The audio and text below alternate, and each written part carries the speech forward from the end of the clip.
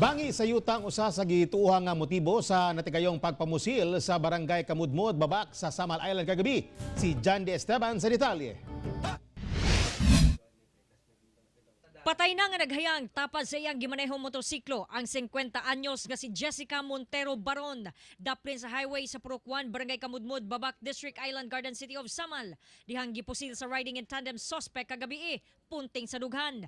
Ang biktima nasayrang usa di ay kabarangay health worker. Gikan poblasyon Babak ang biktima, nagbaneho sa iyang motorsiklo uban ang duha ka angkas dihang nahitabo ang krimen.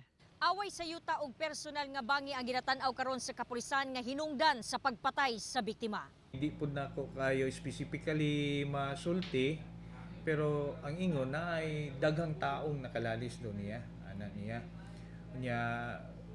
Pero kung lalis-lalis ra murag dili mo jud kayo siya pan bugat god.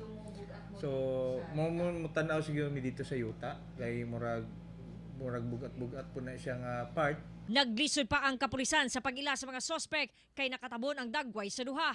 Naay witness katong iyahang duha ka angkas. So mo to isa pod sa ginapalo up sa ato ang mga investigador para ma-identify nato kung kinsa tong mga assailants. Wala pa'y pahayag ang pamilya sa biktima. Kauban si Mel Colmenares sa kamera. Ako si John D. Esteban para sa One Mindanao.